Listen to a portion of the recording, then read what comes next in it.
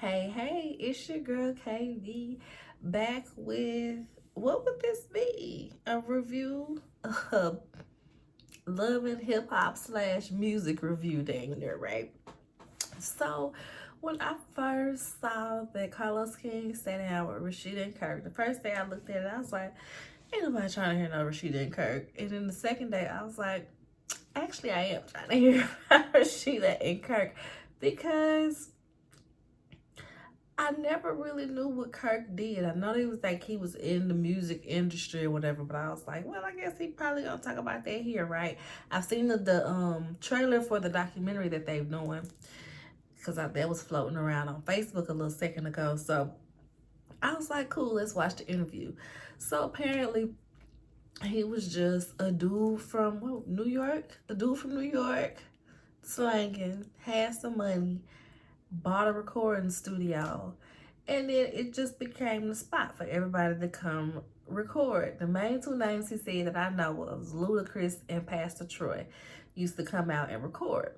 So that's how he met Rasheeda on the music tip. She said she was 17 when they met, but it wasn't until a year or two later that they actually started dating. She was 18, he was 24. They start laughing like it's not side-eye. We're only 6.5 years apart.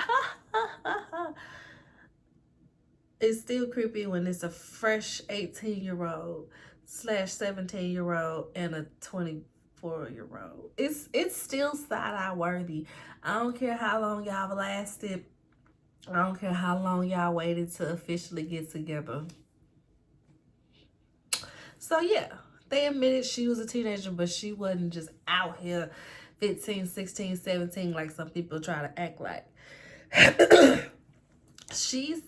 He said that she was pushing up on him. She said, well, I was pushing up on you because your cousin told me that you liked me, but he was so quiet he wouldn't get at her. So she was just kind of like, shoot, this Kirk with the drug money, girl, I'm trying to get him. Got him. He finna just get this career blow off, baby. Rasheeda said, I got my eye on the prize, baby. So, Kirk and his 3 earrings, y'all. They mentioned the whole K. Michelle dig. I cracked up because he was like, why you take it out? Why you take your earrings out? Essentially, he said he took his earrings out because he was tired of people coming up to him saying, Kirk, with your 3 earrings. I said, word to K. Michelle. Y'all not gonna shout out my girl K. Michelle. Okay. That's how y'all gonna do. All right, bitch. So, put it on them, make them wanna marry me. Put it on them, make them wanna marry me. As much as we laugh about Rasheeda's rap career current day, when she was putting the music out, we was bopping to it. We was everything but that bed rock. Her, Candy, and Toya with that bed rock. Oh my God. I get secondhand embarrassment from this song. I don't even know why, because it's not like it's so much worse than the first one. The original was, okay. But I don't know. I think it's Toya. And she's just nobody's musician. She just on there like, I'm finding my friends as musicians. If y'all ain't seen the video, go, when you leave here, go and watch the bedrock. Candy singing, ooh, baby, I was thinking you like, ooh, baby. And Rasheeda out there rapping like Shawty Low. And Toya come on there with that thick ass New Orleans accent. I said that baby's not moving. She just still being fine. Y'all, it makes me giggle and cringe all at the same time. But nonetheless, Rasheeda she got a couple hits. What I didn't know is that she started off in a group with the Shout It Swing My Way girl with KP and Envy. Shout It Swing My Way. Sure look good to me. Now would you please swing my way? My jam. Y'all know I'm I'm from Atlanta and Memphis. I was raised equally in both. So I was in Atlanta during Freaknik time as a little kid and just the music that was out. So KP and Envy swing my baby. My jams, okay? All of the things. So I didn't know that she was in a group with her. So Rasheeda ended up going solo, of course. Um, she said Kirk said that he told her, "You want to be famous or you want to be wealthy?" And she was like, "I want to be wealthy." And he was like, "Okay, well, you're gonna have to write all your music." And she was like, "Them publishing checks hit different."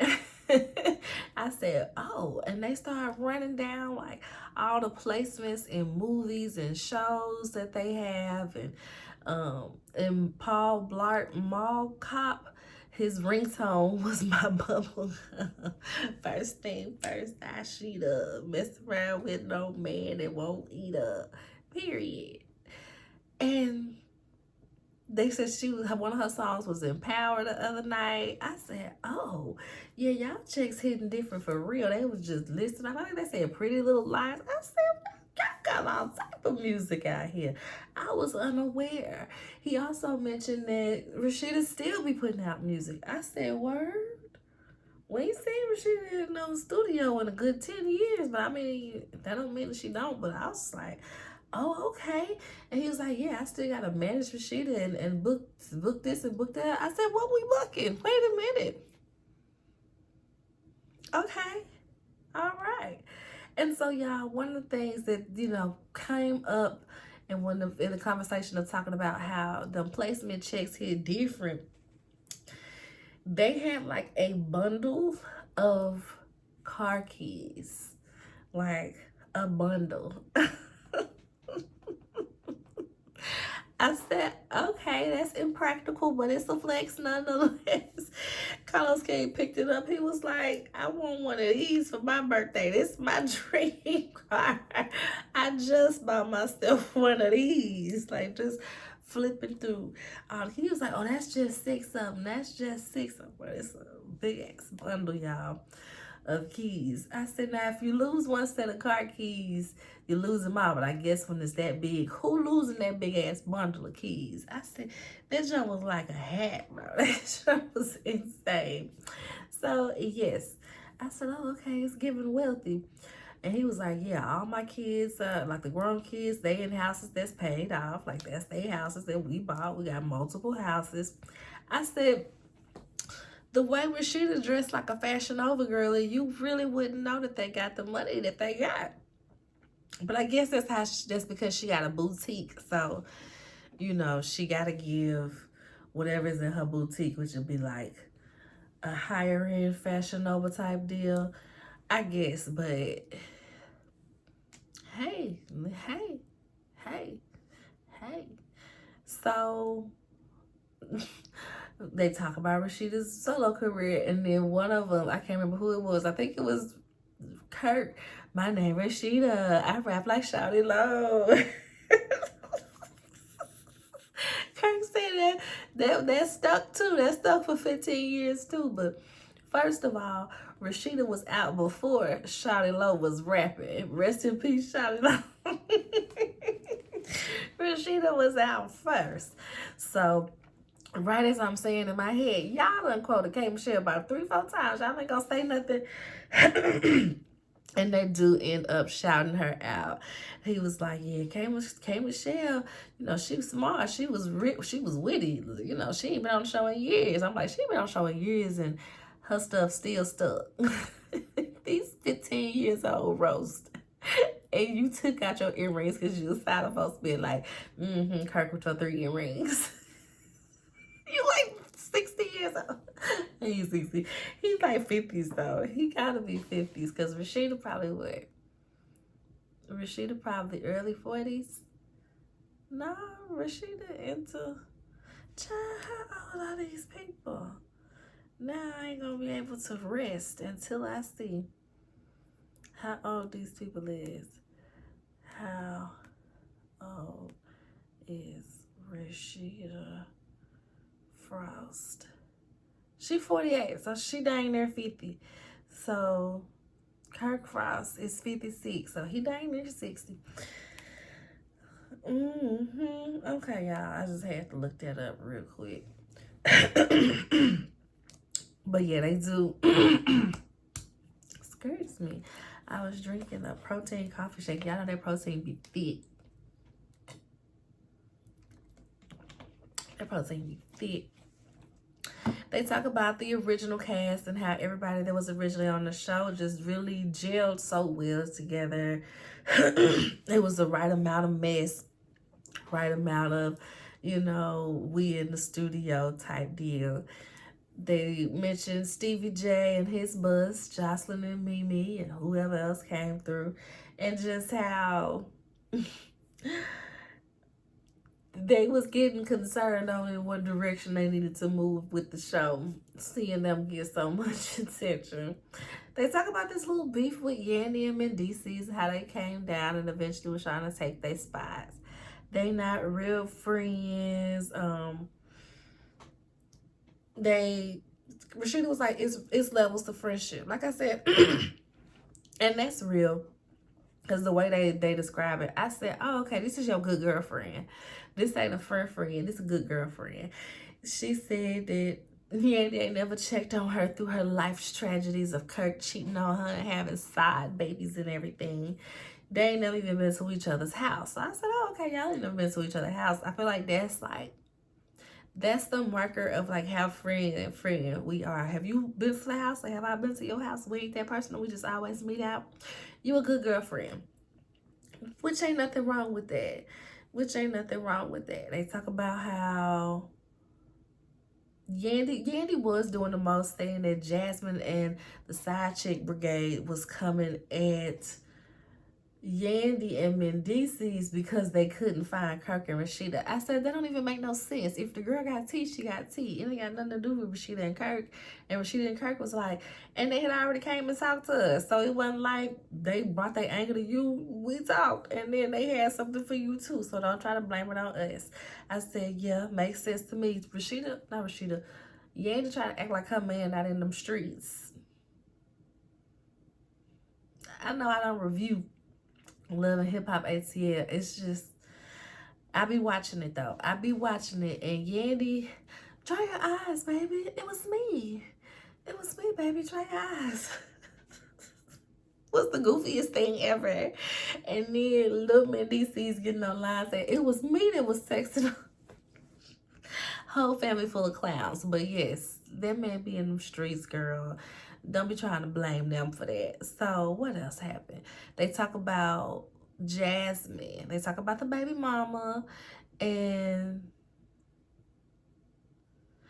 Rasheeda says that God told her to stay in her relationship, that they did kind of live separate. They've always had multiple homes. So when she found out about the baby, she put him in another house, and he had to be over there, and she wasn't really talking to him like that. And, he'd come around for the kids, come around for business, but she just iced him out for a while. And then eventually, she was like, none of her friends told her to leave her husband. She said everybody was just like, I mean, can you make it work? Nobody was like, girl, I can't leave him. You need to leave him. Nobody.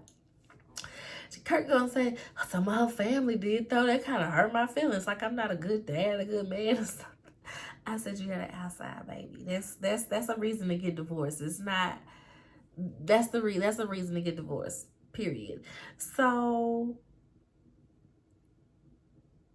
she said to the kids too. The kids were a big part of it, and I bet the kids, and then it'd be multiple kids to gang up on you, and it's like now y'all gotta be family separate. I can see why people would stay together. She said that their oldest son together was like, but we supposed to be a family. We supposed to make it through hard times. I was like, well,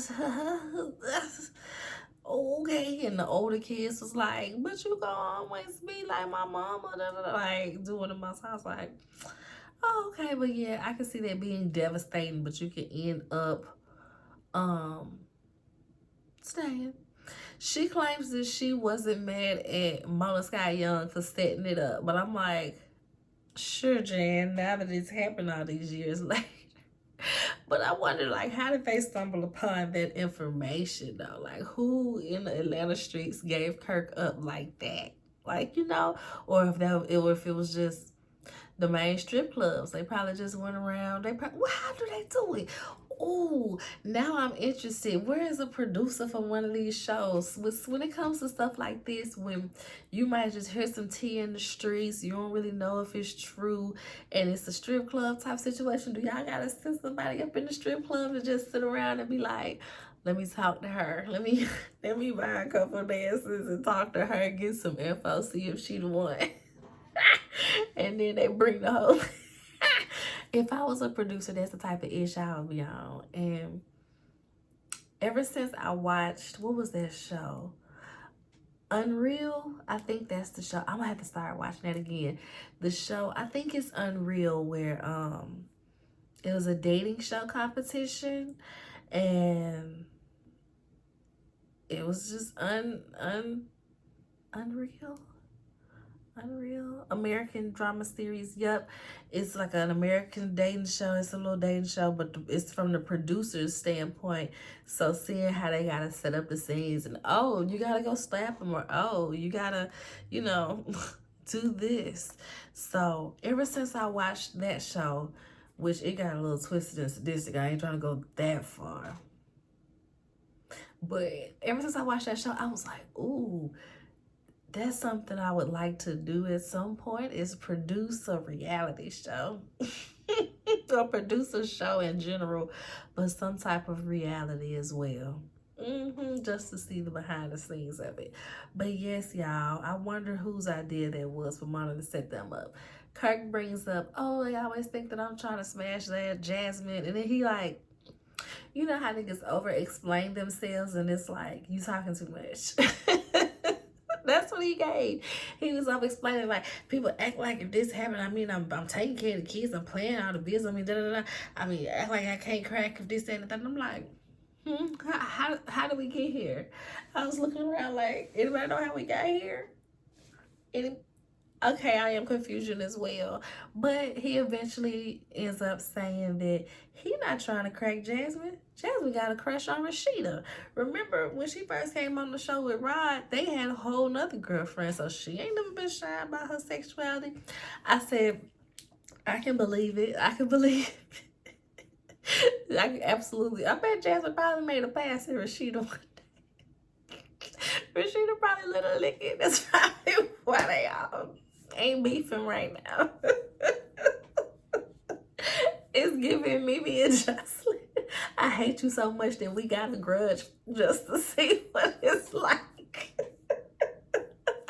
Y'all, yes, they are absolutely that. Rasheeda done let Jasmine. And then they went back to hating shit.